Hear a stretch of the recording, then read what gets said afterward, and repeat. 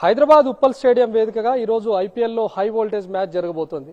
Sun Risers Hyderabad Chennai Super Kings మధ్య ఐపీఎల్లో big fight జరగబోతోంది. ఈ మ్యాచ్ కోసం క్రికెట్ ఫ్యాన్స్ అంతా ఎప్పుడెప్పుడా అని ఎదురు చూస్తున్నారు. ప్రస్తుతం మనతో పాటు ఎమ్మెల్యే దానం కూడా ఉన్నారు. సార్, ఈ రోజు ఒక బిగ్ ఫైట్ హైదరాబాద్ వేదికగా జరగబోతోంది. Stadium capacity 39,000. కనీసం 1-2 టికెట్లు కూడా ఈ రోజు దొరికినటువంటి పరిస్థితిలో ఉన్నారు. ఈ టికెట్స్ అని ఏమైపోయినట్టు?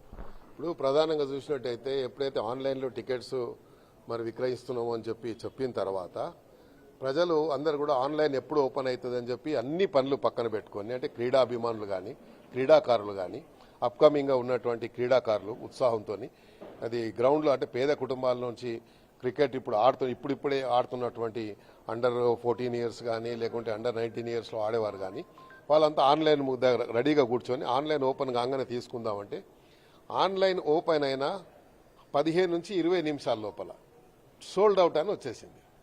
అందరు ఆశ్చర్యపోయారు, ఏందబ్బా ఇది సోల్డ్ అవుట్ అయిపోయింది ఏందని చెప్పి ఎన్ని రకాలు అంటే వాళ్ళ సర్వర్ డౌన్ ఉందేమో లేకుంటే టెక్నికల్ ప్రాబ్లం ఉందేమో అని చెప్పి మళ్ళీ ఓపెన్ అవుతుందేమో అని చెప్పి అక్కడే నిరీక్షణ చేసుకుంటూ కూర్చున్నారు. చూసుకున్న తర్వాత నిన్న చూస్తే సోల్డ్ అవుట్ అయిపోయింది అనగానే నేను ఒక క్రికెట్ అకాడమీ నడిపిస్తున్నాను. అదేవిధంగా నేను బాక్సింగ్ అసోసియేషన్ ప్రెసిడెంట్గా ఉన్నాను. బ్యాడ్మింటన్ అసోసియేషన్ ప్రెసిడెంట్గా చేశాను.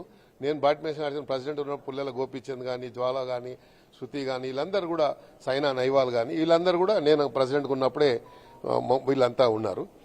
అయితే నాకు చాలా మంది ఫోన్ చేశారు, ఈ అకాడమీకి సంబంధించినటువంటి వారు ఫోన్ చేసి, అన్న పేద కుటుంబాల చాలా మంది ఉన్నారు, ఆ జిమ్ఖానా గ్రౌండ్లో ఉండే ఆడేవారు ఉన్నారు, వేరే ఉన్నారు, మాసప్ ట్యాంక్లో ఉన్నటువంటి సాయి అనేది మాసప్ అతను ఉన్నారు, అందరు ఫోన్లు చేశారు. ఏందన్నా మాకు మా ప్లేయర్స్కి ఒక్కడు కూడా టికెట్ దొరకలేదని అన్నట్టుగా హైదరాబాద్ ప్లేయర్ లేడు. నేను డిమాండ్ చేస్తున్నా, నెక్స్ట్ టైం నుంచి హైదరాబాద్ ప్లేయర్ అన్న టీంలో లేకపోతే ఉప్పల్లో ఒక్క మ్యాచ్ కూడా ఆడనీయ. నేను హైదరాబాద్ మొత్తం అంత స్టేడియం దగ్గర కూర్చుంటాం, అందరం పోయి ఆడ కూర్చుంటాము.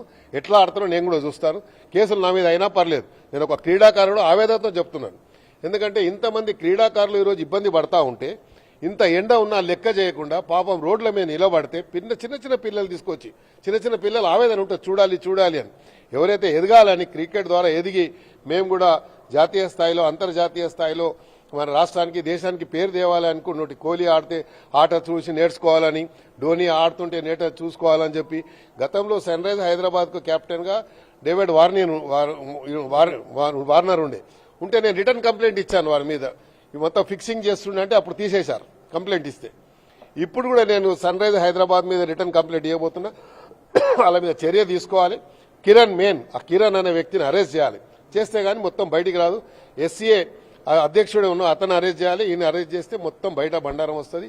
అటు ఎమ్మెల్యేగా కాకుండా అటు క్రీడా సంఘంలో ఉన్నారు, సుదీర్ఘకాలంగా పనిచేసినటువంటి దానం చెప్తున్నారు, హెచ్సీఏ పూర్తిగా అవినీతి పరం అయిపోయింది. హెచ్సీఏలో ఉన్నటువంటి కొంతమంది పెద్దలే టికెట్లను అన్నింటినీ కూడా బ్లాక్ చేసి పక్క దారి పట్టించారు, బ్లాక్ మార్కెట్ దారి పట్టించారు అని చెప్తున్నారు. Cameraman Rakesh, Ravikumar, NTV, Hyderabad.